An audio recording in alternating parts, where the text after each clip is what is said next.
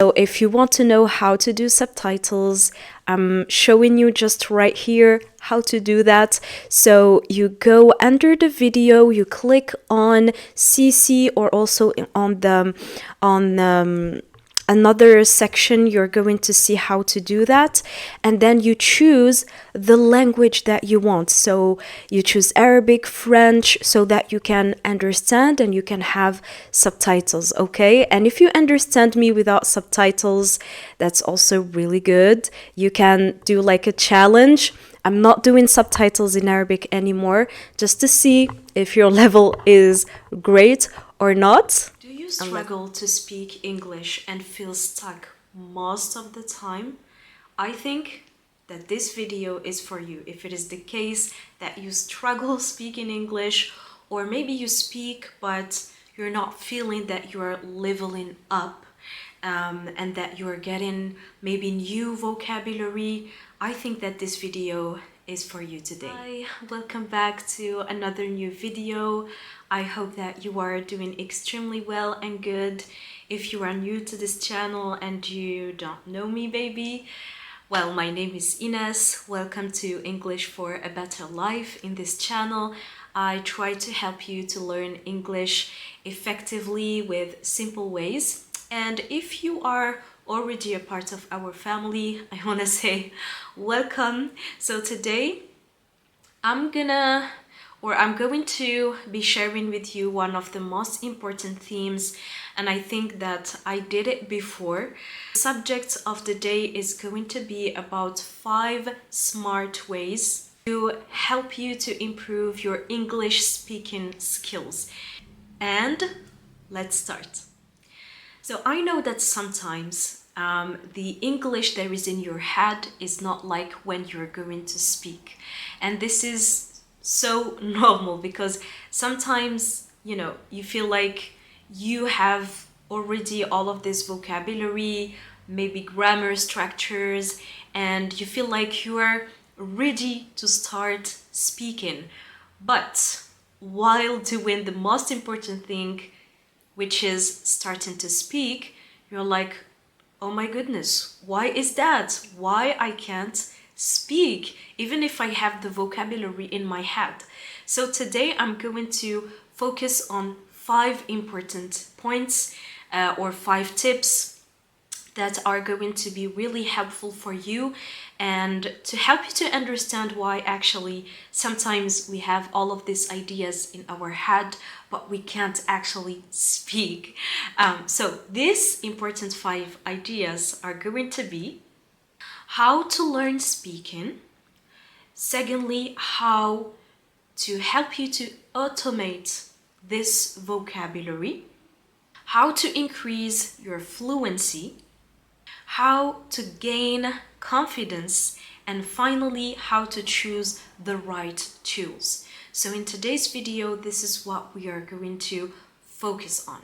So before starting, I want you to know that probably all of these ideas I told you about them, okay? But today I think we're going to go more deeply about it, and this is why the first point is going to be about learning speaking by listening. Learning speaking by listening. This is how you are going to learn speaking. It's by listening. Well, I know that at school, traditional ways, we start by reading books. But sometimes I feel like I'm not telling you that reading is not important, but I think that if your goal is really to practice English, is really to be able to speak English, the first thing that you have to do is listening. Remember the baby method that I told you before in my previous videos? This baby method is about a baby when he starts to actually learn a language. How is he going to start learning a language? Is first of all by listening to his parents, to his environment, and I told you that he even starts listening from the womb of his mother. So this is why for me, you're going to learn speaking First of all, by listening. Well, maybe decades before it was by starting by reading the books, but right now we have this technology, we have YouTube, we have videos, podcasts. We have a lot of other opportunities where we can listen to the real English conversations, to the real English native speakers. So I think that you should start by listening, then reading. And even in history, the speaking existed before writing. And like, how to tell you that speaking and writing are two different systems, okay? And I know that unfortunately at school we are still doing the same method, the same traditional method of learning grammar and everything. But for me, the most important thing should be about listening and not like reading books. Reading books also really helps, but if your goal is to practice, listening is the most important. I'm telling you to learn by listening, because you're going to learn to natural English. You're going also to learn that, or to know, there is a spoken language, a real spoken language. You're going to learn pronunciation, and you're going to learn the context. The context, guys, is really important, because every and each word have different meaning in English. So it's really important to learn the natural English and real spoken English with like the pronunciation and also the context, so that you can understand faster. The second important tip is going to be to repeat and juggle. Repeat and juggle. Do you remember that I told you about automating your vocabulary? To automate something means to not thinking about it. You don't need to think about how do we say that word, how, and to think and to search about that word so that you can use it into your daily routine. This is what we are going to try to do, is trying to automate your vocabulary. How are you going to do that? Is by repeating and juggling. Well, repeating, it's like you are listening to, remember, listening. So you're listening to a film or to a podcast or something like that. And then you listen maybe to an interesting expression. So for example, Paris is gorgeous. Paris is gorgeous. So right here, you're going to try to pause the video and to repeat, okay? Paris is gorgeous. Repetition is the key for everything, especially spaced repetition. If you repeat this week and the other week, and in the end of the month and the other month, this is where it's going to help you to automate the vocabulary in your brain. And believe me that once your subconscious mind is absorbing those words and those expressions, it's going to be automatic for you, and you're not going to need to repeat or to search for that vocabulary or that expression. Okay, so this is all about repeating. Then we have to juggle. Let me show you what does it mean, juggle, right here. Juggling. And juggling right here, what I mean by juggling, it's changing the word by another one, or an expression by another one, or changing the tense, trying just to change something. So for example, I told you Paris is gorgeous. So gorgeous, what does it mean, gorgeous? It means so beautiful, okay? Just to have it in mind. Paris is gorgeous. You can Just take Paris and replace it with another word. I don't know, that house is really gorgeous. Or you can also change the tense. That house will be gorgeous. That house was gorgeous. Did you see?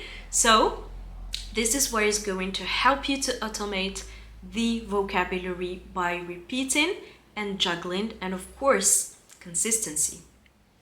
So the third tip is going to be about focusing on chunks. Chunks. It have been a while that I told you about this one. Do you remember what does it mean? Chunks. Chunks mean like 2 to 4 words or expressions.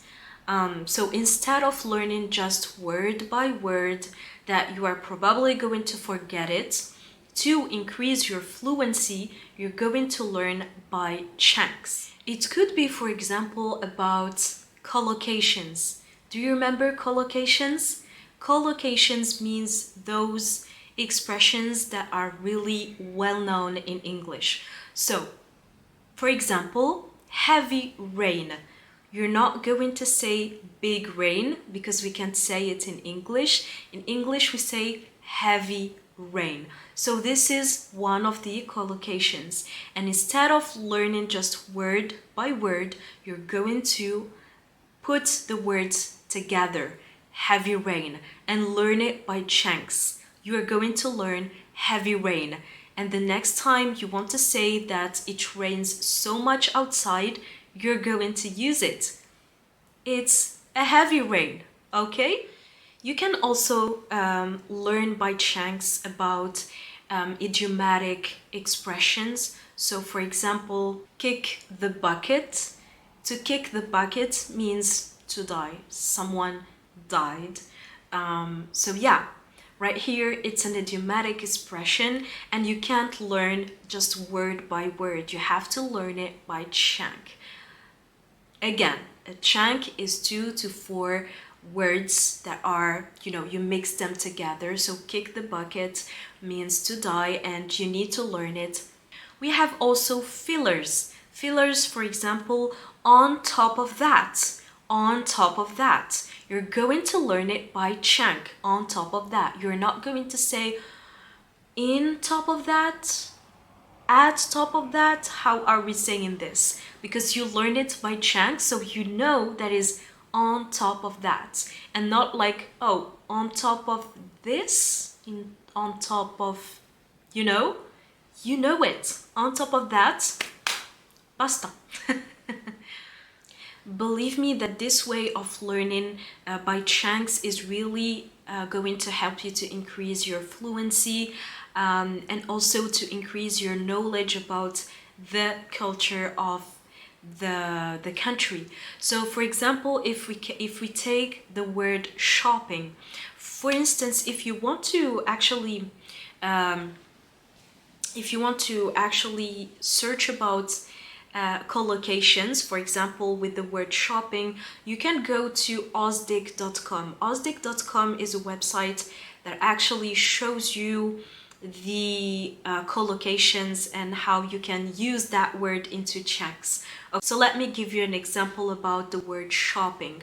So you have weekly shopping, online shopping, late night shopping, or even shopping hours. Did you see?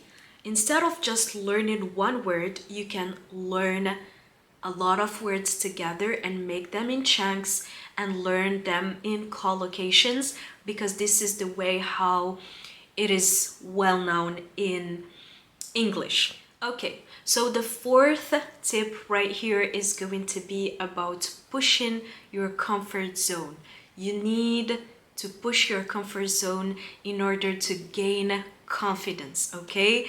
So if for you, for example, you're really used to read books or to just listen to or to watch movies and you're like, oh, I'm comfortable right here, this is my bubble, my comfortable bubble.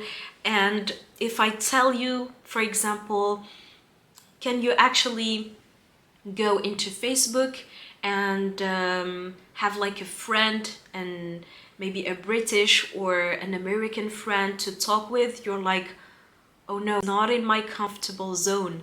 I'm not comfortable. So this is what I want, what I mean by pushing your comfortable zone. You need sometimes to push yourself. Sometimes you need even to be stressed. You need to work. You need to go out from this bubble, from this comfortable zone, okay? If I tell you, for example, can you record yourself in front of the camera? Are you going to be able to do that? Are you used to do that? I need you to get used to pressure, to get used to be maybe stressed, frustrated, because this is what is going to push you to talk and speak in English and to get fluency. As I told you, you need to get used to do mistakes and to push yourself, okay? Also, you need to get used to be uncomfortable, because this is what is going to push you faster in learning the language. So for example, you can also practice with native speakers, take courses. I know that a lot of people are just afraid to take courses with native speakers because they're like, oh no, I can't do that. But believe me, if you don't push yourself, you're not going to succeed. You're not going to succeed. And here we are with the final tip, which is immerse yourself in natural spoken English. So this is why it is important to push yourself and to immerse yourself with natural English, like natural spoken English. So as I told you before, you have so much opportunities right now that you have no excuses to tell me that you can't learn or something like that, okay? You have, for example, YouTube is a free platform where you can learn a lot of things, and also I always tell you to try to learn with the right tools. For example, to learn in the domain that really is interesting for you. So for example, if you're interested in cooking or drawing or singing, like choose the video that you are really interested in, and try to listen to natural spoken English just to be familiar with the language. In the beginning, if you are struggling to understand this fast American accent, let's say, you can just get familiar with the language and listen to it, and with the time you'll be able to understand. But for me, the most important thing is to listen and to be consistent on it. Okay guys, this is the end of the video. I really hope that you like it and that you get some benefits. Tell me in comments something that maybe you didn't know about it before and you just discovered.